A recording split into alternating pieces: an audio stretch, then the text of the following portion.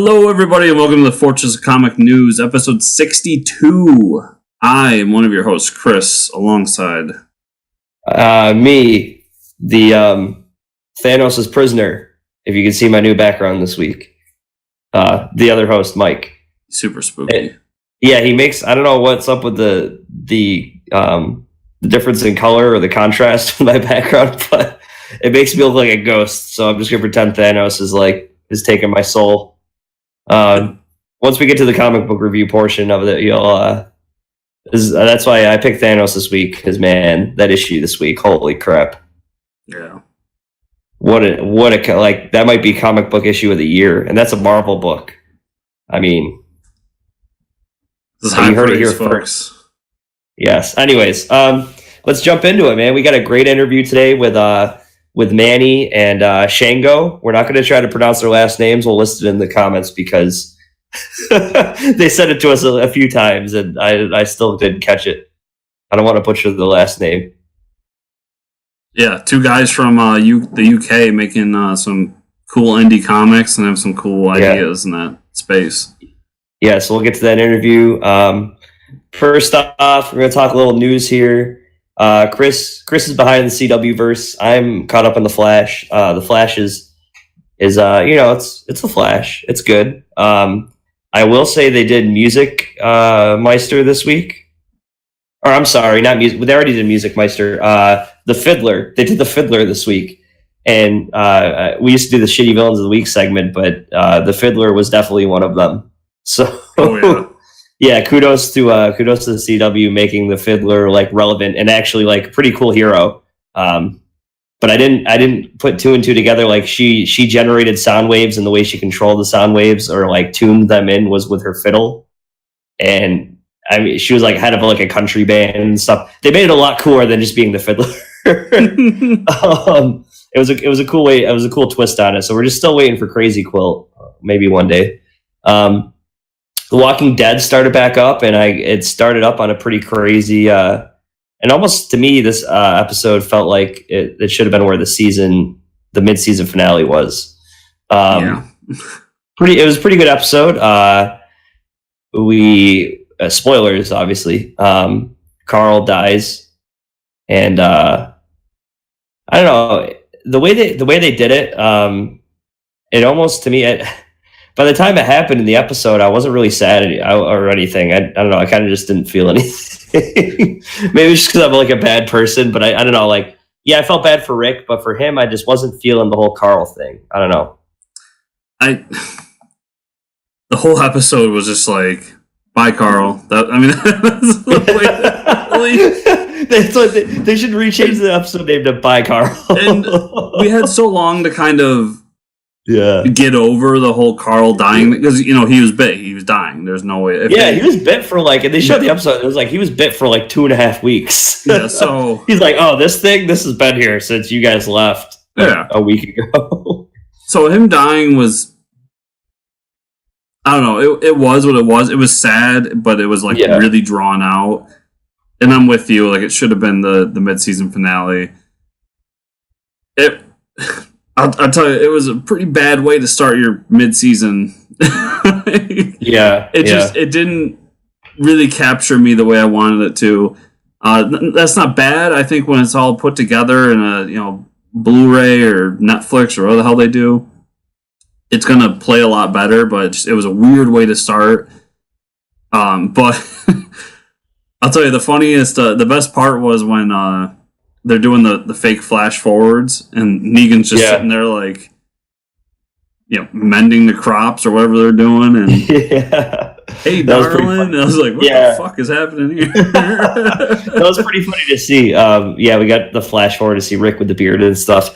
The end of that episode, Rick was laying against a tree, and his hand was bloody. Did you see that part? Yeah. I think, and it looked like there was something sticking in his hand. It didn't look like he was holding something. His hand was stabbed. He had a bloody arm, a bloody hand. You got to rewatch it again, but I don't know. I don't know. It was just, it kind of got jumbled there near the end. They were trying. Yeah, they were kind of. It was kind of they had a bunch of scenes to mesh together at the end to I don't know. It was getting kind of sloppy. But the B story of them trying to save Ezekiel was awesome. Yeah, that was cool. Morgan is a cold-hearted badass. Yep, a badass, but almost the sense where like I think Morgan, I can see Morgan turning into a villain. Yeah, like he's going off the deep end of just wanting to kill everybody. Or at least it seems that way to me. Yeah, it was a weird tone for the starting episode, and it also goes along with like I don't think that character is ready to leave the show yet. So we already talked about that, but it was we'll see how tonight goes. Also for me, Ash versus Evil Dead season 3 started up. And I thought like that they couldn't get any more gory after the second season. This like Stars has a streaming service just like Game of Thrones now, so I pay for the Stars streaming service while this is on, and just what a great show. They're doing God's work on that show. I tell you, it's it's my healthy dose of Preacher when Preacher's not on. It's like it goes in between Ash versus Evil Dead and Preacher. Yeah, it's a great show. Every Saturday night, it's come back on. I also started watching The Tick again because I picked that up and I forgot about it. And I mean, if you're a fan of '60s Batman, that show is. I need to just pick it up and watch it. Yeah, and don't watch the old one because the old one's really awkward and they're all in like rubber costumes. And the old one's fantastic. It doesn't age well. I accidentally started an episode. I was like, oh god, what happened? Yeah, so I'm gonna be catching up on all that because it's just but yeah, so moving on to movies. I think I have not seen Black Panther yet. I'm going next week because I'll be in Florida and my cousin wants to see it with me, so I'll be seeing the movie that week. Speaking of Black Panther real quick, I want to put a kudos out there to the internet. Because some genius, put together a fake movie poster for the sequel to Black Panther. And if anyone's seen Ace Ventura: When Nature Calls... Oh, man. There's a scene where they keep calling Ace the White Devil. Yes. And they form his hair into the horns. And somebody put a poster of him with a Black Panther-esque suit on. Oh, man. Yeah. Jim Carrey is the villain? Yes. Yeah. That's awesome. I wanted to go see Annihilation. I heard that's not doing too great, but I mean, can you blame them for putting it up against a Marvel movie second weekend? I mean, that's just bad planning. Infinity War got moved up a week. Yeah, so now I forgot about that. It's now on April 27th is when it comes out. Yes, so celebrate my brother's birthday with Avengers Infinity War, everybody. Nice. Brian K. Vaughan's working on a secret Silver Surfer movie. Super secret. It's probably the best after what happened in the last Fantastic Four movie. You probably don't want to be announcing anything. It's not on the internet, at least, because they'll probably tear it to shreds. It's a super strange announcement because it was like, it's a secret movie. It's like, well, it's not that secret because I know about it. Yeah, I know. We all know about it. Like, not very secret. You guys are your secrets. I don't know. Yeah, but yeah, Fox is developing apparently a Silver Surfer movie, and they brought on Brian K. Vaughan. And this is now the second announcement of this sort we've had in the past 2 weeks. Yeah, with Bendis doing the Kitty Pryde movie. So if anything, Fox was starting to learn its lesson before it got bought out. And now that it's too late and Marvel's, teeth are getting ready to dig in, we might get a few cool movies out of it. Nice. I would be okay if they kept the Fantastic Four cast, but just did a better movie. Yeah. I was okay with that cast. I had no issues. Anyways, we won't get into it. We talked about that movie. Yeah. We got some exciting leaked photo of Shazam in costume, and everybody's like, "Wow, it looks so cheesy." It's like, dude, it's a superhero costume. I'll take it one step forward. It's a Shazam movie. It's a Shazam movie. I don't know what everyone was expecting. It's so funny to me because they're like, the DC movies are too serious. And then they show the picture of the Shazam outfit because they're like, this is the light of hope in the DC universe. And then they're like, it's too cartoony. It's like, oh my God, we can't win. There's nobody pleasing. Can win. Yeah. But no, I think Zachary Levi looks good. I mean, the hair was perfect. The suit was more of like the Alex Ross style Shazam costume. Yeah, and he's gonna go really well with The Rock being Black Adam. Like is so opposite of him in every way. Yeah, and Mark Strong was in the picture too, and I believe he's playing Sylvina, Dr. Sylvina. Yes. So I completely forgot Mark Strong was in that movie. So I saw the picture of him and I got super pumped. I'm like, oh man, this guy's a fantastic actor. Which got me excited because to do Dr. Sylvina as your first villain, like, yeah, that's fantastic. yeah, it's gonna be awesome. So we got a little interview to cut to with Manny and Shango that did the one-page comic book collection, and then we'll be back after that. All right. And welcome back, everybody. We have two very special guests with us. We have Shango and Emanual, who are here talking about their comic, the one-page comic collection. Say hello, guys. Hey, how you doing? Yo, what's up? Hey, guys. Thanks for having us on the show, man. Thanks. And you guys get the award for being our first British guests with English accents. Oh, really? So, yeah, that's it. Awesome. We got to say water and stuff, innit? Yeah, it's like I might need subtitles. I don't know. If you start speaking in slang and you don't understand it, just tell us to translate. I'll tell you to slow down. We might have some weird words. I can't say anything because I live close to Boston, and I've never heard a Boston accent. It's the most disgusting thing in the world. I was gonna say, like, we're both upstate New Yorkers. Yeah, upstate New York too. Chris and I have been told we have a weird accents, so I mean it's pretty much anywhere you go in the Northeast. It's weird. Yeah. As long as we can understand you, it's all good. Yeah, for sure. Well, welcome, guys. So we got the writer and artist of the one-page comic collection. Do you guys want to give us a rundown of like how this got started and give us a brief explanation? Which I don't know who wants to go first, but Shank, do you want to go first about the A3 competition? Because we'll talk about. Let's talk about that. Yeah. So this all started with me taking a serious step into comics, I guess, because I've always been into drawing, and it was 2014 that I saw a competition come up. It was for the London Graphic Novel Network, and it was just a simple A3 comic competition where you create a comic and the whole story is told on one page. And I thought, that's manageable, like as a first step to do something in comics. I thought, cool, let me go for this. And so I created a story which is behind me called Scarlet.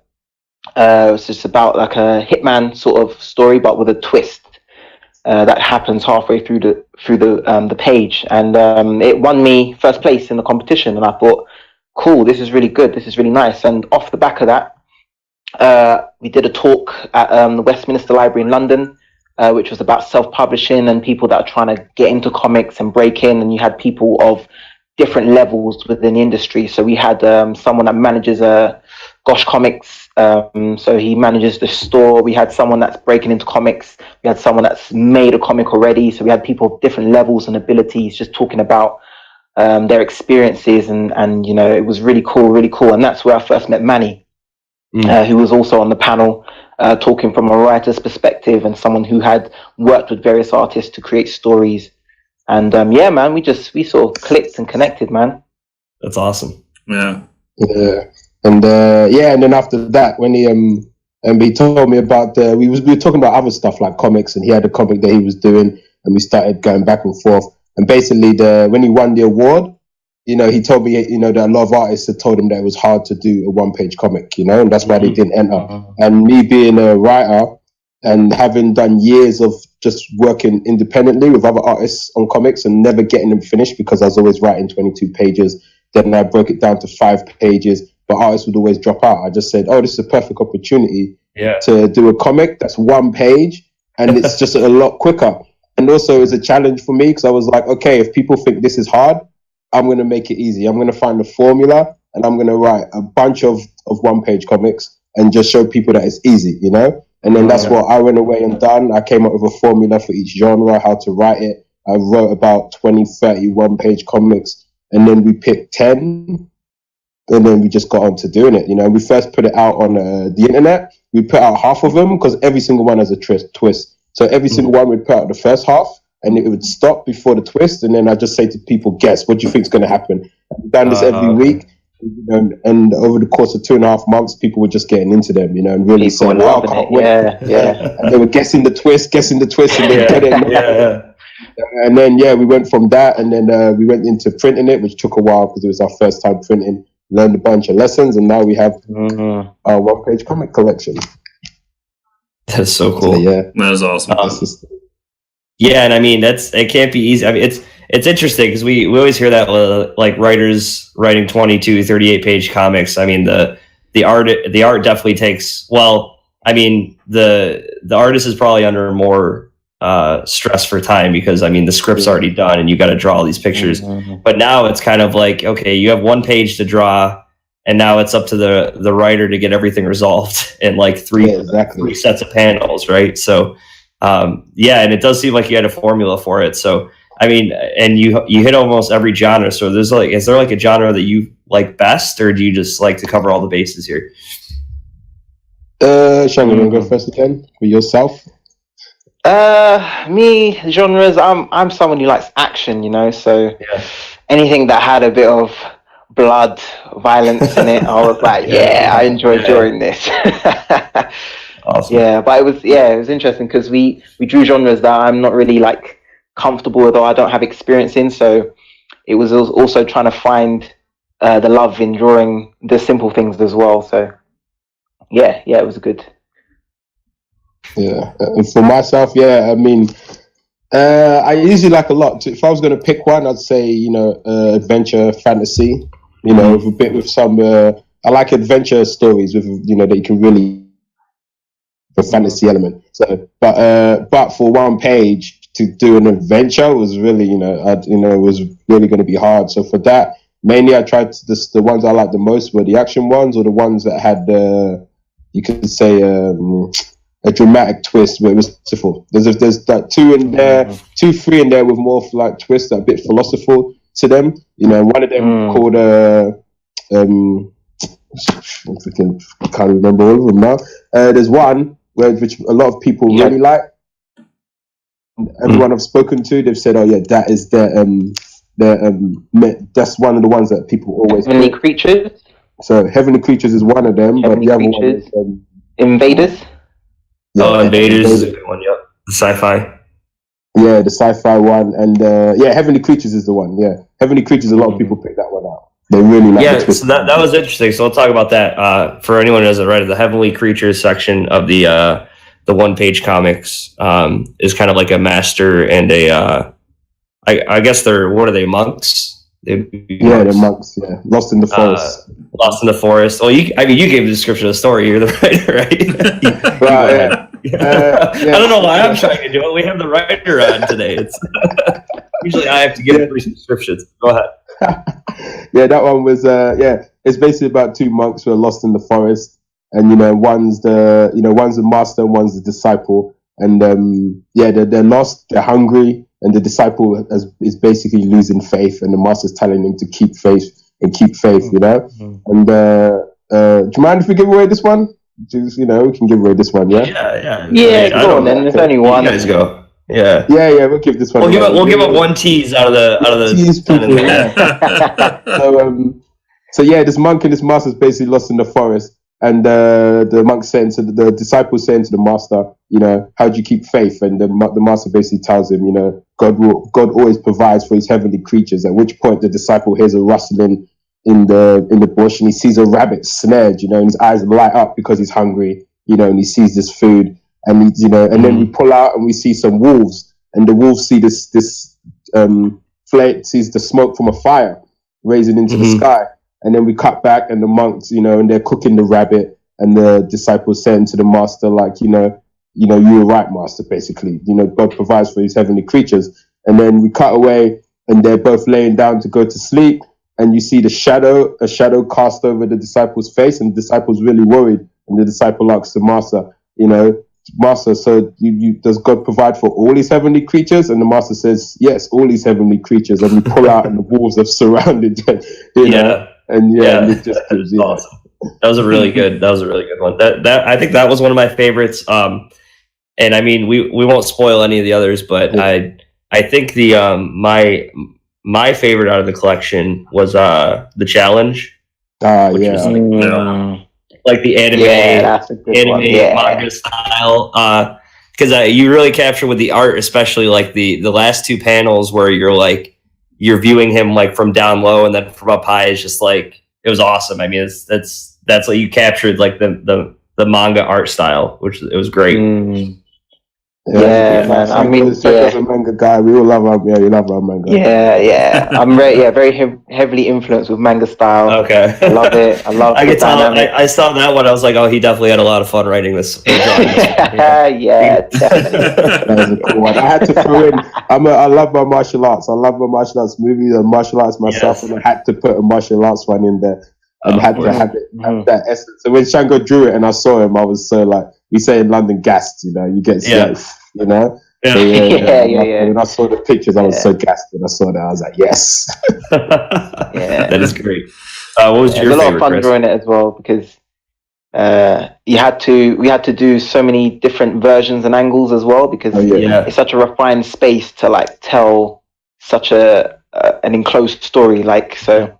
We drew loads of angles, so I'm happy that you guys are pleased with the angles that we chose, because it's cool. It's cool because I mean, obviously the characters are right next to each other, right? Because I mean, it's a characters, but then you created that space somehow of like, wow, they seem so far apart. I mean, each shot shows an action, but then I mean, they're only, I don't know, maybe a few feet from each other. The whole comic, it's awesome. And there's not much. You're kind of telling the story more than the writing in this one too. I mean, it's as far as like the dialogue goes. Yeah, with the visuals, equally, they tell just as much, I think. And also, I guess in the process, because Manny wrote certain things that some panels had text, and then we, after drawing it and seeing the text with it, we were like, does it really need the text? No, it doesn't really need the text, because the image basically tells you what the text is saying. So. During the process of refining, I think both image and text sort of married together to create a better storytelling outcome. Yeah, so it's very rarely do we get the artist and the writer on the show together. So, so when you guys are collaborating and writing something like writing this book, was Manny giving you the direction on this? Would he like write the dialogue and be okay, I want the panel to be viewed this way, or is it kind of you that makes that choice? It was sort of mixture of both. I mean, Manny gave me a script that did sort of break down panel by panel, because we worked out how many panels we could sort of fit on one page, what worked well in terms of space and pacing of the story, and then after that he gave me sort of free reign to sort of draw my interpretation of that panel. And we sort of looked at it and thought, could we get rid of one panel by showing the same information in two in one? And it was a very organic process like that. I'm sure Manny has his own views on it was as well.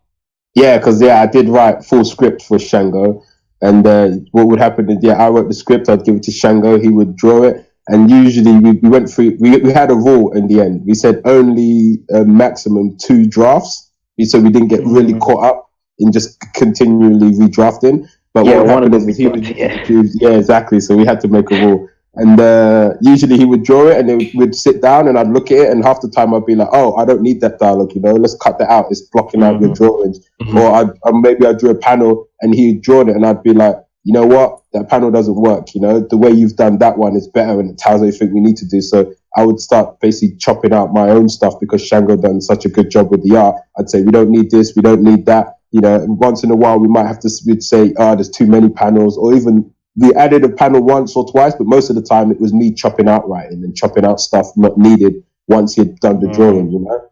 So yeah, it was an organic process of a back and forth, and yeah, 2 drafts. We'd be like 2 drafts. We're going to get this done because we really wanted to also work on the way that we paced ourselves and done work going, you know. Awesome. Yeah, and what you guys said earlier about this kind of being something different, and you wanted to do it because you had tried to do 22-page scripts and all that not working out, rings really true. And anyone out there listening that wants to do comics, I personally kept hearing that just do 1-page comics and do this and you'll get more exposure. And I never really knew how to do it until I talked to you through email and saw the books and was like, oh, that's what a 1-page comic is. So so I'll say on this end, it really kind of worked as to what a 1-page comic is, and they're entertaining too. So anyone out there, definitely check them out. And I think it's kind of interesting too, because I mean we haven't really got to talk to anyone from England, and I know that, I mean, from region to region, the comic book scene is it's kind of surprising to me how different it is. I mean, when I was in Quebec City, and there's there's not a lot of Superman and Batman posted everywhere. And how is it in England for like the comic scene? I mean, are they the big Marvel, DC everywhere? Is it more like pictures of Alan Moore everywhere? Yeah, is there pictures of Alan?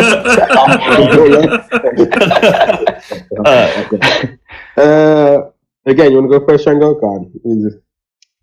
No, you take this one. Go on. All right, cool. Yeah, the comic book scene. You mean just the scene? It's not the creative scene. You just mean comic books itself and how they're accepted. Yeah. It's Marvel DC. Like Marvel DC rule the world here. You know, like if you're into comics and you know comics, then yeah, you know about the rest, Dark Horse and Image, and and all that. Bendis, came from Jinx Comics before he went to Marvel. If you're into it. But majoritively, it's just Marvel and DC, and everyone reads all that. It's superheroes, The more independent ones, the ones that are more, non-superhero related stories aren't really in the mainstream. There's no pictures of Alan Moore anyway. The funny thing is, most people there's no pictures of him. So, but we're from London. I think he's from Oxford, so maybe there's pictures of him all over, like Oxford. It's like a rivalry. Okay. Statue of him in the middle of Oxford or whatever. But, so, what's the scene like for you guys with the indie stuff? I mean, how is there any word that can describe that? Like. To keep it nice, I'd say it's a bit like the I'm trying to think. It's a hidden world, because even me and Shango ourselves, even though we're independent comic creators, to be honest, the indie scene here feels like it's not that much. It's not that accessible, because there's a lot that goes on with the indie scene when you look it up, but to actually get involved in it and really find a way in it. It just seems like people turn up at conventions, sell their comic there, and then disappear, and into the night, and then you see them again at a convention. There's a few talks that go on, and a few things you can kind of find, but you don't really feel. In London anyway, again, maybe outside of London, there's a town where it's really going down big time. But in London anyway, as a comic creator, you know where the comic shops are. They're all like in the center of London, and it's kind of like that's it. But there isn't like this scene that you really feel you can get into and really learn from and really grow in, and it's another thing we're trying to tackle at the moment. So I don't know if Shango's got. You sort of said it really. I mean, there's like a big disconnect between, the creators and the indie comics creators and the wider world, because I don't know, I don't really sense a community here as great as there is probably in the US around comics. And I don't know, that is something that we want to sort of tackle and change and sort of build, because there's not really an avenue here. I mean, me trying to get into comics, I was very interested in doing it, but I didn't know how to go about it. There's no courses here that can sort of teach you the technique, the methods, and the the writing skills and the drawing skills to get to that level. You know, I mean, I entered art, and it was only, you can go into fine art, or you can go into graphic design or architecture. You know, very, very standardized jobs within art. And so, yeah, I think that's something that we need to sort of change or look at in the UK. Have either of you found success online with any kind of community? I'm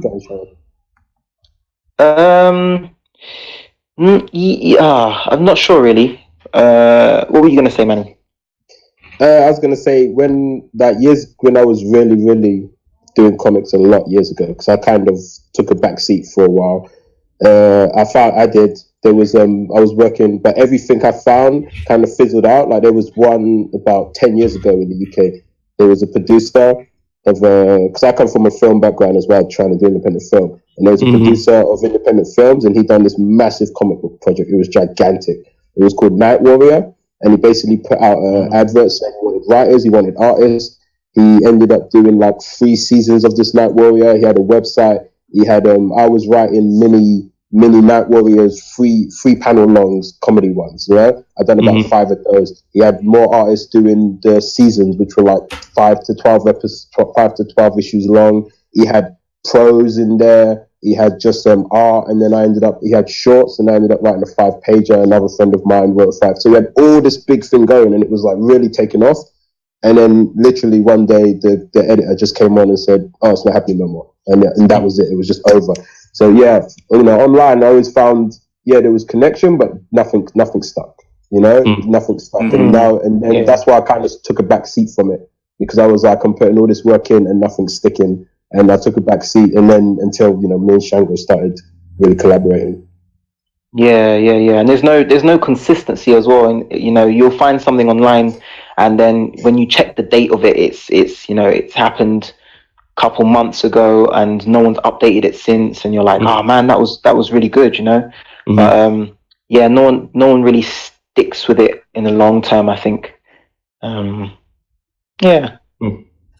And as Shango, as the artist, one, I mean, is this the first thing you've really done in comics? And two, like when you go and look for any kind of project, I mean, what works for you from the writer's standpoint? Like, do you go in saying, I'll take any project as long as I'm getting paid, or are you looking for the project that works for you creatively? Like, what are you looking for when you go into that?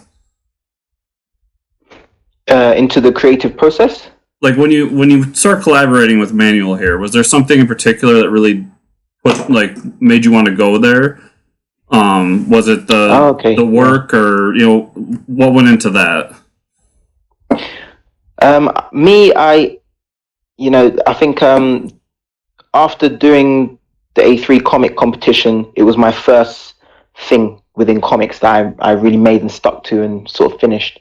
Okay. And off the back of that, it came into the collaboration with Manny, and I think I saw it as an opportunity to really learn and expand my knowledge in being a creator and not just a consumer of comics.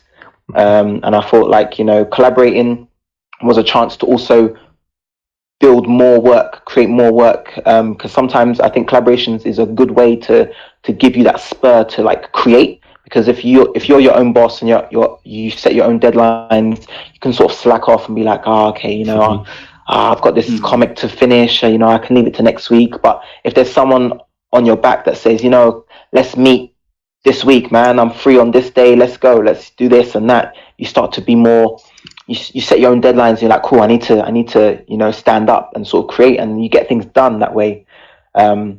So I think, going into this collaboration, I was like, cool, this is a great way for me to sort of step up to a more professional level, see how far I can develop and create. And also I'm very, I really want to build the scene here. I want to build a whole knowledge and a whole technique and method of creating stories. And I think the best way to do that is collaboration, man. I mean, you need to work with people, you need to share ideas, share stories and build, and I think sometimes here people get caught up with, precious ideas that they create, and they're like, cool, this is my idea, this is unique, I'm going to hold on to it, I'm going to develop it myself. But sometimes the way is that you need to share it with someone, and then they can they can see the holes in it, and the, you know, like that's not an original idea, man. You need to like do this and that, and you're like, oh, right, cool, you know. So I think through the collaboration, I was like, I'm gonna grow from this, and we can grow together and build something together. So awesome. Yeah.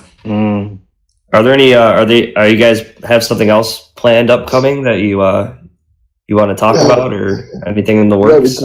We've got a few. We just met literally the other day and sat down and really came up with a lot of ideas.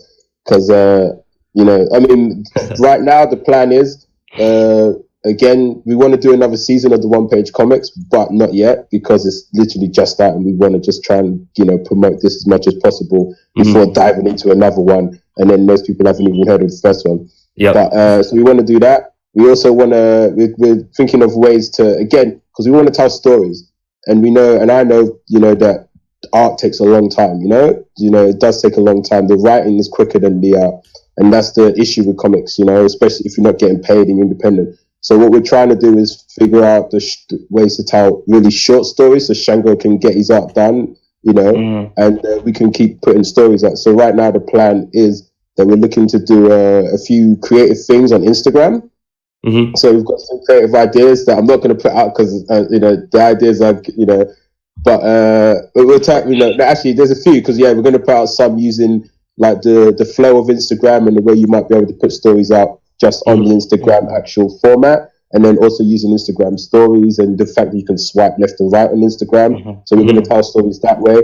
And then we're also, Shango's also done a bunch of images that we were working on another comic for that, again, you know, fell through in the end, but he done a whole bunch of images. And I looked at those images and I said, look, in those images I can tell stories, you know? So we're also going to do a lot of stories that are going to involve one image, just one, and then it's going to have text with that image, you know, and each image will go from image to image, trying to give a powerful, like, you know, dramatic picture in that image, and then the text adding to that image. So yeah, we're at the moment, our plan is to hit the Instagram thing, and then also do with the images and text, and start really just putting stories out and showing people creative ways to tell stories, but still using the comic book format, but being more creative with it and keeping it very short so people understand that our main goal is to grow as writers and artists. And to keep it short, we can do that. If we jump into like a graphic novel now, it's just going to be work and we're not going to grow. We're going to have to put 80 pages to 100 down. We want to just keep growing and keep showing people stories. So yeah, Instagram and these short bursts, and then hopefully in the next, probably by the end of the year, seeing how the first volume goes,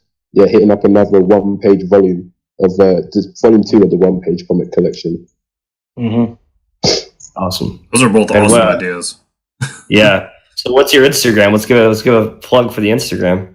That's not up yet. So we literally just met the other day, and we literally came up with this the other day. And it was one of them when we were talking, and as we were talking, it just grew and grew, and the idea developed. Like, and I mean, literally, when did we meet? Saturday. So it was literally, Friday. It was yesterday. Friday, I think. Yeah. It was Friday. Yeah, it was 2 days ago, and we came up with it then. And then it grew and grew and grew from there. So now the next phase is, okay, I'm going to sit down, I'm going to start writing, I'm going to start sending, and I'm going to send Shango the scripts. And then he's going to start drawing. And then while he's doing that, we're going to come up with a name and we're going to put it out. And we'll send it to you when it's out. Yeah, we'll let you guys know. Definitely. Yeah, definitely.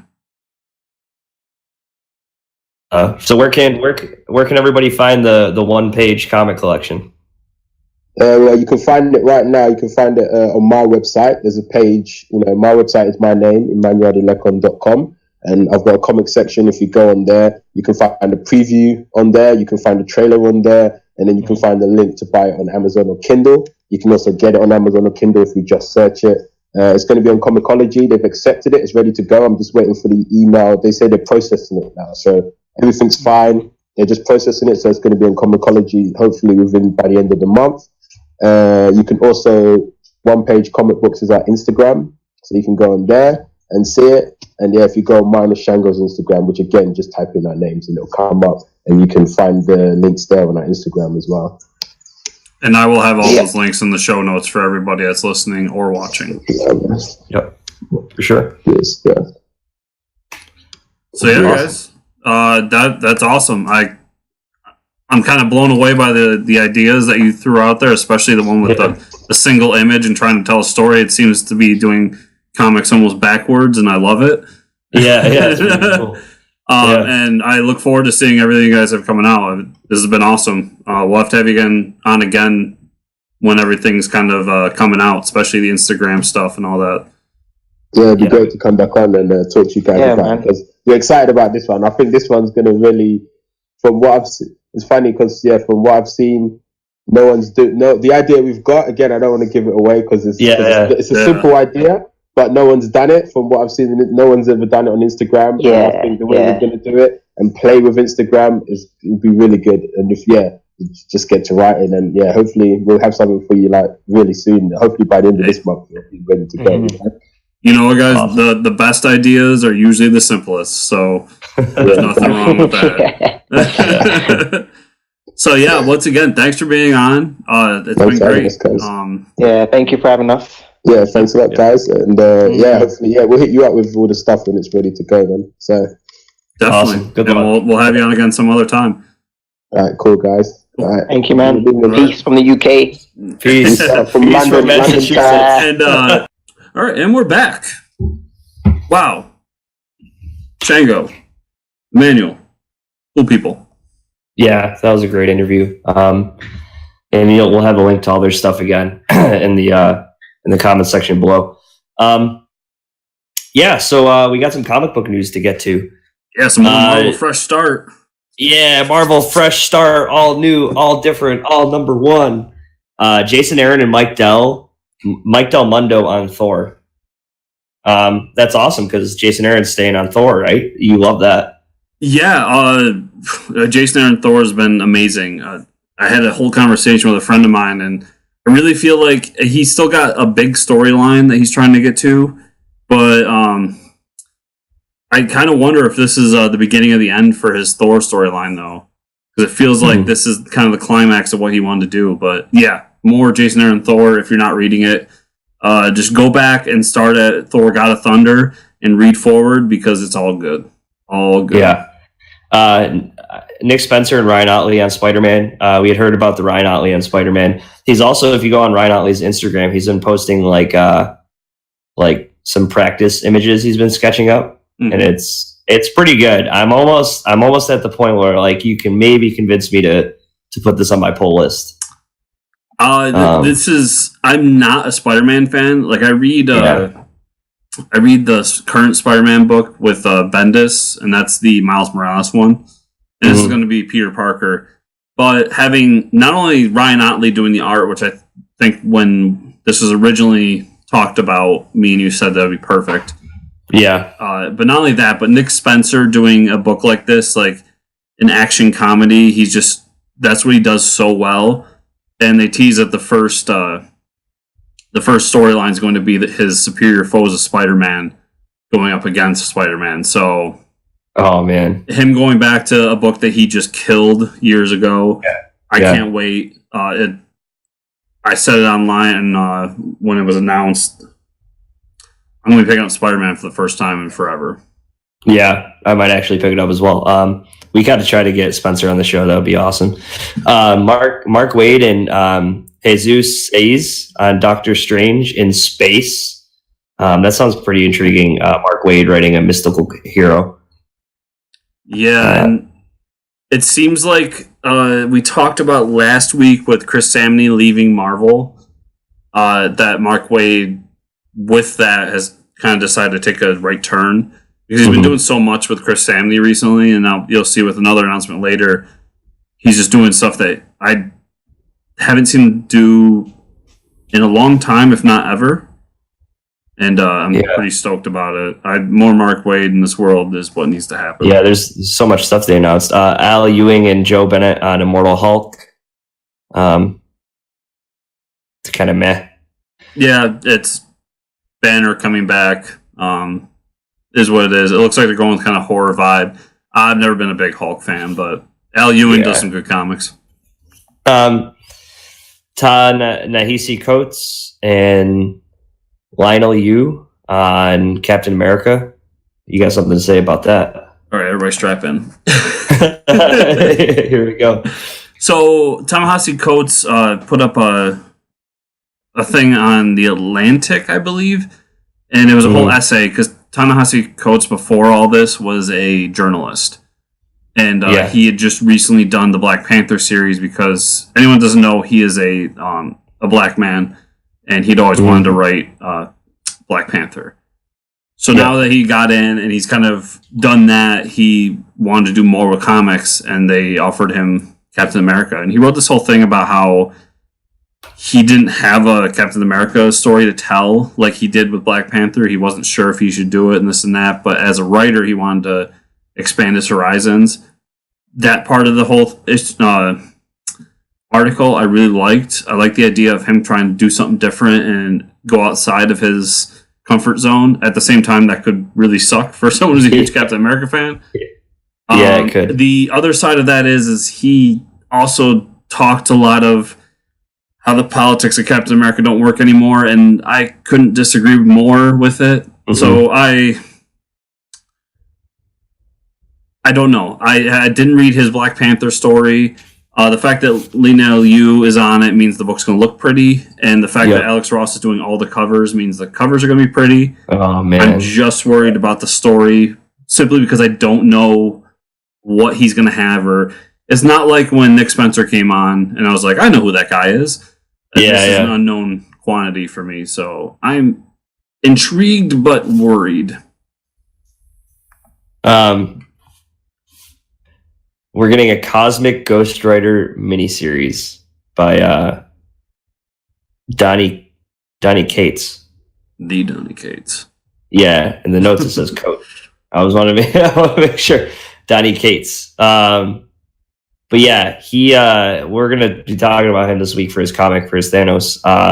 But yeah, I'm excited for that. I want more stories about that Ghost Rider for sure. Yeah, everybody's been loving Ghost Rider, so do more. So Mark Waid and Javier Garron are doing Ant-Man and Wasp miniseries, obviously because the movie's coming out. Neil Gaiman, this is probably the biggest piece of news this week. Neil Gaiman announced a Sandman Universe line of comics. That'd be I mean, if he gets it done in a timely manner, that would be interesting. That's where it's weird that he's not necessarily writing all of it. Oh, okay. Well, so I think that was the issue they had before with the Sandman Overture was like it was taking way too long to come out.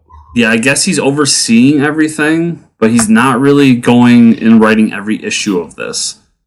So I personally, I know this is blasphemy in comics world and it's something I want to change, but I've never read any Sandman. I've read like the first couple volumes. It's really it's like an Alan Moore read. It's really dense stuff. Yeah. At some point I will, but I have no. I don't know. They're going to start it off with an issue 0 where they're going to basically catch everybody up. Like, so somebody like me who's never read before can kind of like, this is where we're at and go. Yeah. I might pick that up just to see, but I would really, I hear so much about Sandman. That's one of the books I would like to read from beginning to end before I move on to whatever this is. Bendis' new label for DC is called Jinx World, and he announced 2 new comics, Pearl and Cover. I'm not kind of indifferent about this.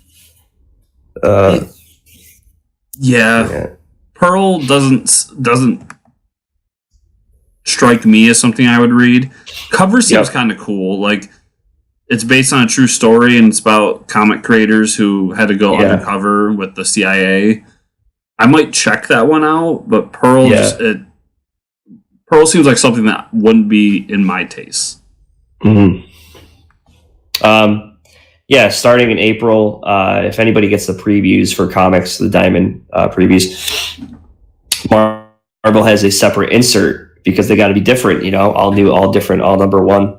But now DC has to be all different, all new, number 1, and they're going to have their own little separate catalog to the previews. So it's going to be another insert. So now that annoying insert that you have with 1 preview is now you're going to have 2 annoying inserts.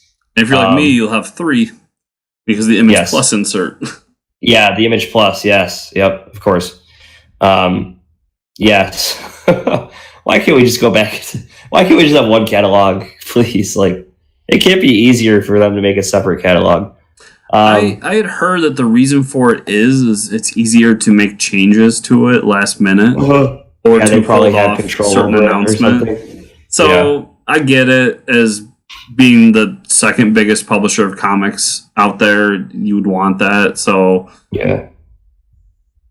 cool. I mean, it doesn't affect me all that much, so whatever. Yeah. What did we read this week? Before we jump into that, did you also hear that comic shops are so Diamond Distribution is actually going to be doing its own like phone app and program online where you can actually do all of your previews ordering and pull list handling through this app. Oh. So now shops are going to be able to give you their own separate code and say, like, this is your code for my shop, and you can just do everything that way instead of, however your shop is doing it now. So anyone out there that's going to a shop, talk to the owner or whoever's running it and ask about that. Because my personal shop just talked to me about it and was just like, this is really cool and we're going to be a part of it. And I think it's interesting. That's awesome. Yeah, I'm definitely going to do that because I can never remember what's on my pull list. That's me all the time. Okay, so what do we read this week? I had Saga and Thanos come out this week. I also read, if anybody knows what Humble Bundle is, Humble Bundle is a website that bundles games together for really cheap, and they do comics too. I bought a pretty big bundle for like $10. Did you do the Image? The Image, but for the Image Expo. I read Rumble. Rumble was like rebooted, or it's a sequel to the original Rumble series from Image. It was kind of just a big recap of what happened in the last series and where they're at now. So that was the whole issue, was just kind of devoted to that. I don't know why they just didn't continue the series, because it would have been a lot easier than taking a break and then rebooting it as number one. I guess they have a new writer this time, so they want to change that new artist too. But Thanos this week, so we get the origin story of Ghost Rider, which I think we both said like we would love to see the origin of how he got there. You find out that he makes all these deals. Like originally to become Ghost Rider, he makes a deal with the devil, and then and then Galactus shows up and he makes a deal to help Galactus. That was cool. And then the final deal he makes with Thanos, because like he just like cuts off Galactus's head, and they're like, well, we can't kill each other, so we might as well just hang out. I want to know I want to know what happened to the Silver Surfer, though. I want to know what's going on there. Yeah, and so I absolutely love Thanos, and I'm so happy that we're getting a Cosmic Ghost Rider book. Make sure everybody, if you are reading this, well, if you're not reading it, start reading it. But if you are, make sure you pick up the annual that's coming out here in a few months, because it is stories about that universe told from the perspective of Cosmic Ghost Rider. Oh, man. Yeah. Wow. That's going to be awesome. Yeah, so that was that. And Saga, which we had a pretty big break, I think, between Saga. Yeah, it's sort of a new storyline. Yeah, this is a good storyline. They kind of thrown around the idea of Marco telling their story and getting put in protection. They wouldn't drop that idea in the story if they weren't thinking about it, right? So that's an interesting way to take the story. If they seek refuge with like the reporters and they get their story published, and to try to like bring a truce between the two different worlds. And then that's one way they can just reboot the comic entirely. I mean, they get new faces and new identities and stuff. Yeah. That's a completely new comic at that point, right? That's the way I was viewing it. Like if they ever get tired, like that's their way out. Yeah, it was really good. I love seeing Gus. There's a little scene in this issue where like Gus breaks up the two kids from fighting, and then he turns around and like the flap on his pajamas is like falling down, so his butt's showing. It's like, oh, Gus. You're supposed to take him seriously, but not all at the same time. I love Gus. Gus is the best. Yeah. Yeah. They should do a Gus miniseries would be great. And the relationship between, I can't remember their names, but Prince Robot and what's the woman's name? I can't remember. Yeah, like their relationship's really weird too, especially being a interspecies transgender relationship. That like I don't know how to. I don't know. Exactly I don't know what the robots are either. but, I think the robots can change their gender at will or something like that. Yeah, and she's a man or a woman who was born male. But like their relationship's really weird, and it's almost like Brian K. Vaughan's really taking the idea of like flipping the gender roles there on its head, because Prince Robot's the quote unquote man of this relationship, and he's really like touchy feely, whereas the woman's just like, no, let's just fucking get it over with. So like that, and what's going on with like everything about this book is ridiculous and amazing, and why aren't you reading it? Yeah, why aren't you should be reading Saga by now. That's, and I read Betrothed #1. We got that preview issue. It was a good start, I think, to that story, because you get that they're part of another world. They're almost Romeo and Juliet, but they're rulers of this on these two different this planet where they're warring against each other. So that's pretty interesting to see where that goes. It was a good setup, though.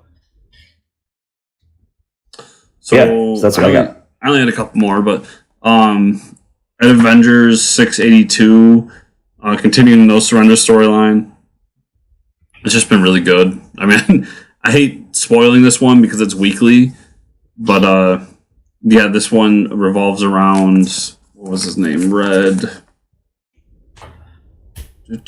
Wolf, the Native American superhero, and it's really interesting. And I got Mara, Queen of Atlantis #1 in her very first solo issue. If you didn't know. Yeah, I forgot about that book. Damn. So what's awesome here is that the eel shows up. And anyone doesn't know, the eel is an old Aquaman villain who has telekinesis, but he has it in a very unique way. And he basically uses it to either make water bullets or create a barrier around his skin that makes him slippery. So, shitty villain. Shitty villain for sure. And we're fighting with the fact that Atlantis is in civil war. Mara is injured by some sort of magic, so she can't breathe underwater anymore. And at the same time, she has been named Queen of Atlantis, so she's trying to use diplomacy with the surface world. Really good book. Really enjoyed it, and there's a tease at the end there for Ocean Master to be coming back. Ooh, Orm the Ocean Master, nice. And then I have the New Age of Heroes, the Terrifics. Nice. So this one broke the mold. I love this issue. Yeah. So Mr. Terrific and Plastic Man go to this place where they find out they're messing with the multiverse and the dark universe and all this stuff. And they sent, I'm zoning on the guy's name, but the one that can change into any metal. Metamorpho? Metamorpho. And Metamorpho's kind of taken over in this universe, and they save him. And they end up on this planetoid that they find it's not a planet at all. It's actually like a giant celestial-like dead body. Very Marvel-like, if I may. Yeah. And that's where they meet Phantom Girl. And I love it because Mr. Terrific does a really good job of being Mr. Fantastic. Plastic Man kind of takes Johnny Storm territory where he's joking around, and at one point he's just like, "You're not going to turn me back in the egg, are you?" And then later in the book he's just like, "You know what? Just turn me back in the egg. I don't want to do this anymore." That's awesome. I really suggest it, anyone. And plus, it's Ivan Reis art, so it's a gorgeous book. Yeah. So, Mike, I think that's everything. Where can people find you? You can find me at Ricker621 on Instagram. Where can they find you, Chris? Find me at Fortress News Chris on Instagram and Fortress Chris on Twitter. plus the show. You can find that at fortresscomicnews.com or youtube.com/fortresscomicnews, and on Twitter, FCN_official. And remember, reviews, thumbs up, subscribe, blah, blah, blah, blah, all that shit. And check the description below for all the links to Emanual and I forgot the other guy's name already. Shango. I wanted to say Django, but I knew that was the guy. Yeah, I know. It's still an awesome name, though. Shango's great stuff down below. And as always, thanks for listening. Thanks, guys. We'll see you next week. Use this delay to make sure they zoom right in on your face.